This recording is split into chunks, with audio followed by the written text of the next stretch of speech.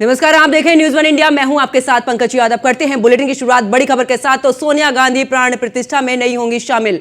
बड़ी खबर आपको बता रहे, जहां पर मल्लिकार्जुन खड़गे भी रामलला की प्राण प्रतिष्ठा में नहीं होंगे शामिल। 22 जनवरी को कांग्रेस के कई बड़े नेता नहीं आएंगे अयोध्या। कांग्रेस के कई दिग्गजों ने भी प्राण प्रतिष्ठा से बनाई दूरी। बड़ी खबर आपको बता रहे, जहां पर बता दें कि 22 जनवरी को कांग्रेस के कई नेताओं ने इस दौरान प्राण प्रतिष्ठा से दूरी बनाई है। कांग्रेस के कई दिग्गजों ने प्राण प्रतिष्ठा से दूरी बना ली है। बड़ी खबर आपको बता रहे, जहां पर सोनिया गांधी प्राण प्रतिष्ठा में नहीं होंगी शामिल।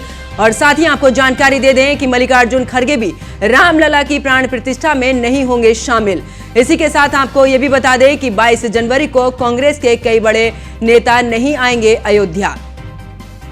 साथ ही कांग्रेस के कई दिग्गजों ने भी प्राण प्रतिष्ठा से दूरी बना ली है। आपको बता दें कि 22 जनवरी को अयोध्या में प्राण प्रतिष्ठा होनी है और इसको लेकर तमाम विपक्षी नेताओं को निमंत्रण भी इस दौरान भेजा गया था। लेकिन अब खबर निकलकर यह भी सामने आ रही कि मल्लिकार्जुन खड़गे भी रामलला की प्राण प्रतिष्ठा में शामिल नहीं होंगे। इनके अलावा अगर बात की जाए तो 22 जनवरी को कांग्रेस के कई बड़े नेता भी नहीं आएंगे अयोध्या।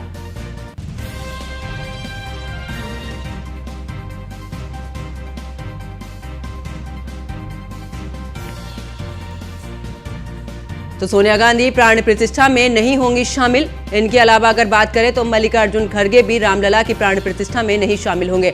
और इसी खबर पर ज्यादा जानकारी के साथ मेरे सहयोगी पीयूष तिवारी मेरे साथ में जुड़ चुके हैं। पीयूष, अगर बात की जाए तो रामलला की प्राण प्रतिष्ठा में सोनिया गांधी भी शामिल नहीं होंगी, मल्लिकार्जुन खड़गे भी नहीं, और कांग्रेस के तमाम बड़े दिग्गजों ने इस दौरान दूरी बना ली है। देखिए, सबसे बड़ी बात है कि लोकसभा के चुनाव नजदीक है। ऐसे में तमाम राजनीतिक पार्टियां अपनी तैयारी में जुटी हुई है। इस बीच प्राण प्रतिष्ठा का कार्यक्रम रखा गया है और सबसे खास बात यह है कि चाहे विश्व हिंदू परिषद की बात करें या तीर्थ क्षेत्र न्यास की बात करें राम मंदिर के, इसके साथ ही चाहे बीजेपी की भी अगर हम बात करें तो तमाम जो इनसे जुड़े हुए लोग हैं, चाहे बीएचपी के पदाधिकारी हैं या बीजेपी के जो नेता हैं, वो साफ तौर पर कह रहे हैं कि हमें किसी से भी भेद नहीं है, हम सबको न्योता दे रहे हैं। और आपने देखा होगा कि जो विश्व हिंदू परिषद के जो कार्याध्यक्ष हैं आलोक कुमार, उन्होंने कहा कि हमने सभी जो प्रमुख पार्टियां हैं उनके अध्यक्षों को हमने न्योता भेजा है। और सबसे बड़ी बात है कि कांग्रेस पार्टी की ओर से ऑफिशियल स्टेटमेंट जारी किया जाता है और इस ऑफिशियल स्टेटमेंट पे अगर आप नजर डालेंगी तो सीधे तौर पे लिखा गया है कि अधीर रंजन चौधरी, मल्लिकार्जुन खड़गे और सोनिया गांधी को निमंत्रण मिला है। हालांकि इस पूरे निमंत्रण पत्र को की अगर हम बात करें, इसको लेकर जो कांग्रेस की ओर से जो पत्र जारी किया गया है जिसमें एक तरीके से इस निमंत्रण को अस्वीकार किया गया है, उसमें कांग्रेस पार्टी ने इसे पूरी तरीके से राजनीतिक बताया है और आरएसएस और बीजेपी का कार्यक्रम एक तरीके से इस पूरे प्राण प्रतिष्ठा के कार्यक्रम को बता दिया है।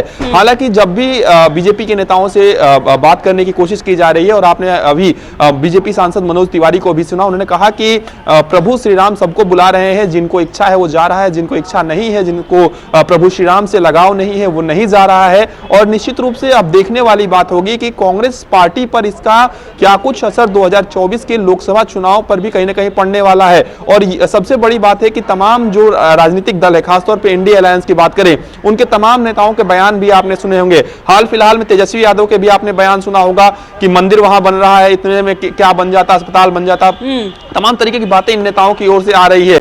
लेकिन क्या कोई जो प्रेशर है वो कहीं ना कहीं कांग्रेस पार्टी पर पड़ा है या कांग्रेस पार्टी ने खुद से इस तरीके का स्टैंड लिया है, यह भी देखने वाली बात होगी, क्योंकि इंडिया अलायंस बाकायदा बना हुआ है, चल रहा है, लगातार बैठकें हो रही है। लेकिन आपने ये भी देखा होगा कि एक दौर में किस तरीके से तमाम जो नेता हैं उसमें उन लोगों में बहसबाजी हुई थी और एक दौर में प्रभु श्री राम को किसने काल्पनिक बताया, इसको लेकर भी काफी चर्चाएं हुई थी। लेकिन इस बीच जो जानकारी मिल रही है, कांग्रेस पार्टी ने आधिकारिक रूप से ये जानकारी दी है कि चाहे अधीर रंजन चौधरी हो, चाहे मल्लिकार्जुन खड़गे हो, चाहे सोनिया गांधी हो, उन्होंने ससम्मान इस पूरे निमंत्रण पत्र को अस्वीकार किया है। हालांकि अखिलेश यादव को लेकर अभी भी संशय बरकरार है कि क्या अखिलेश यादव इस पूरे प्राण प्रतिष्ठा के कार्यक्रम में हिस्सा ले रहे हैं या नहीं ले रहे हैं। और सबसे बड़ी बात है कि अगर अखिलेश यादव या सोनिया गांधी इस प्राण प्रतिष्ठा के कार्यक्रम में हिस्सा नहीं ले रहे हैं तो जो इंडिया अलायंस के और भी जो सहयोगी दल हैं, जो बड़ी पार्टियां हैं, उनके जो अध्यक्ष हैं, उनका क्या कुछ रुख रहने वाला है। क्या वो भी सोनिया गांधी के पद चिन्हों पर चलेंगे या कांग्रेस पार्टी के पद चिन्हों पर चलते हुए इस निमंत्रण को अस्वीकार करेंगे, या वो इस निमंत्रण को स्वीकार करेंगे और प्राण प्रतिष्ठा के कार्यक्रम में जाएंगे। लेकिन कांग्रेस पार्टी ने एक बड़ा फैसला लिया है और कहीं ना कहीं अब राजनीतिक बयानबाजी क्या कुछ निकलकर सामने आ रही है, यह भी देखने वाली बात होगी, क्योंकि थोड़ी देर पहले ऑफिशियल जो स्टेटमेंट है वो कांग्रेस पार्टी की ओर से जारी किया गया है। तो एक बात स्पष्ट है कि अगर कांग्रेस पार्टी का आला कमान नहीं जा रहा है तो निश्चित रूप से उत्तर प्रदेश कांग्रेस के भी तमाम जो नेता है, चाहे जो अध्यक्ष हैं, वो भी नहीं जाएंगे। अब बिल्कुल अगर बात की जाए तो राम मंदिर को लेकर बीजेपी जिस तरीके से पहले भी विपक्ष हमेशा से ये इल्जाम लगाता रहा है कि बीजेपी इस मुद्दे को पूरी तरीके से राजनीतिक तौर पर भुनाना चाहती है, अब जिस तरीके से ये लोग नहीं वहां पर पहुंच रहे हैं तो ऐसा लग रहा है कि एक बार फिर से राम मंदिर का जो मुद्दा है वो एक बार फिर से जनता के बीच की अगर बात करें या फिर कहे कि राजनीति तौर पर एक बार फिर से गर्माता। देखिए, एक बात स्पष्ट रूप से समझिए कि प्रधानमंत्री नरेंद्र मोदी की लोकप्रियता पर इस तरीके की चाहे बयानबाजी हो, चाहे बायकॉट हो, इसका असर प्रधानमंत्री पर नहीं पड़ता है। आपने एक वक्त देखा जब संसद भवन की अगर हम बात करें, उसका उद्घाटन होने वाला था या नए संसद भवन में जब प्रवेश होने वाला था और प्रधानमंत्री नरेंद्र मोदी पूजा अर्चना करने वाले थे, तब भी पूरी तरीके से इस कार्यक्रम को बायकॉट तमाम विपक्षी दलों ने किया था। लेकिन वो भी उद्घाटन हुआ, उसमें भी प्रवेश हुआ और तमाम सांसद जो है वो बीजेपी के पहुंचे थे, तो इसका असर देखने को नहीं मिला। हालांकि उस दौरान पीयूष, मैं वापस लौटूंगी। राज्यसभा सांसद दिनेश शर्मा मेरे साथ में जुड़ चुके हैं। दिनेश जी, बहुत बहुत स्वागत है आपका न्यूज़ वन इंडिया पर। धन्यवाद आपका। दिनेश शर्मा जी, जिस तरीके से अब जो है राम मंदिर की प्राण प्रतिष्ठा की अगर बात की जाए तो इस दौरान कांग्रेस ने पूरी तरीके से मना कर दिया है कि वो प्राण प्रतिष्ठा में शामिल नहीं होंगे। देखिए, ये कांग्रेस की पुरानी नीति है। कांग्रेस ने हमेशा राम मंदिर का विरोध किया है। अगर आप देखें तो उन्होंने तो कोर्ट में हलफनामे में दिया है कि राम जी के अस्तित्व का कोई प्रमाण नहीं है, राम मंदिर, राम का जन्म कहाँ हुआ इसके कोई प्रमाण नहीं है, राम सेतु बंद रामेश्वरम है नहीं। इस प्रकार की जो इन्होंने कोर्ट में बातें कही हैं, उसके बाद इन्होंने जो दक्षिण में डीएमके के उदयनिधि लेनिन की जो कांग्रेस के सहयोगी हैं, उनकी भाषा आप देखिए, सनातन कोरोना है, मलेरिया है, डेंगू है। उत्तर प्रदेश में कांग्रेस के सहयोगी समाजवादी पार्टी के राष्ट्रीय महासचिव रामचरित मानस को प्रतिबंधित कर दो, हिंदू धर्म धोखा है। और आज तो उन्होंने ये भी कह दिया कि राम भक्तों पे गोली ठीक चली, वो अराजक तत्व थे।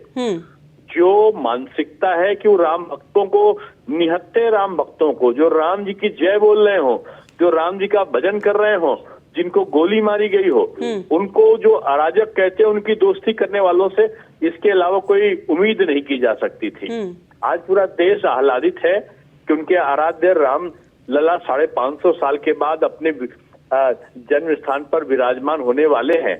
ऐसे समय इस प्रकार की बातों को कह के बहुसंख्यकों की और खासतौर से राम भक्तों की भावनाओं को चोट पहुंचाने का काम कांग्रेस ने किया है। और मैं समझता हूँ कि विपक्षी दल इसी प्रकार की मानसिकता में हमेशा काम कर रहे हैं। मैं समझता हूँ कि पूरा देश आज जब राम जी की जय बोल रहा हो और उस समय राम जी के बारे में इस प्रकार के बयान, मैं समझता हूँ उचित नहीं है। सर, विपक्ष का ये भी कहना है कि राम मंदिर के मुद्दे को बीजेपी हमेशा से चुनावी माहौल की अगर बात करें इस दौरान भुनाने की कोशिश करती है और ऐसा ही इस बार भी किया जा रहा है, ये आरोप लगा रहा है विपक्ष। देखिए, विपक्ष राम मंदिर का विरोध कर रहा होता है और जब बीजेपी ने बगैर चुनाव के, जब वो सरकार में थे, 3 सरकारें थी बीजेपी की और उन्होंने 3 सरकारें राम मंदिर के कारण निछावर कर दिया, तब उन्होंने नहीं कहा कि ये चुनावी मुद्दा नहीं था, बीजेपी की आस्था का मुद्दा था, बीजेपी का एक सिद्धांत था जिसके कारण सरकार होते हुए कल्याण सिंह जी ने अपनी सरकार को छोड़ा था, जिसके रहते हुए राजस्थान, मध्य प्रदेश की, छत्तीसगढ़ की सरकारों को बर्खास्त किया गया था। ये उदाहरण नहीं देखते हैं कि सरकार में रहते हुए राम मंदिर के निर्माण के लिए, उस मांग का समर्थन के लिए अपनी सरकारों को निछावर बीजेपी ने किया था। आज अगर माननीय न्यायालय के आदेश से मंदिर का निर्माण हो रहा है तो इन लोगों से पूछिए कि आप लोग, मानो आज बीजेपी का निमंत्रण है तो आप नहीं गए, लेकिन आज 1.5 साल हो गया है, ये आपका 1.5 साल से ऊपर हो गया है सुप्रीम कोर्ट के, माननीय सुप्रीम कोर्ट के निर्णय के। उसके बाद आप अयोध्या सैकड़ों बार कांग्रेसी गए हैं, सैकड़ों बार समाजवादी गए हैं, सैकड़ों बार ये कम्युनिस्ट लोग गए होंगे। आज तक ये रामलला का दर्शन करने क्यों नहीं गए? निश्चित रूप में ये रामद्रोही विचारधाराएं जो हैं, राम भक्तों को अराजक तत्व बताने वाली जो विरोधी मानसिकताएं हैं, राम का भजन करने वाले लोगों पर गोली बरसाने वाली जो मानसिकता है, मैं समझता हूँ आज वो खुलकर सामने आई है। और पहले कहते थे निमंत्रण नहीं आया, निमंत्रण आया तो जा नहीं पाएंगे। ये इनका जो प्रलाप है उसका जवाब जनता देगी इनको चुनाव में। बिल्कुल, चलिए बहुत बहुत शुक्रिया सर हमारे साथ जुड़ने के लिए और तमाम अपनी बातें रखने के लिए।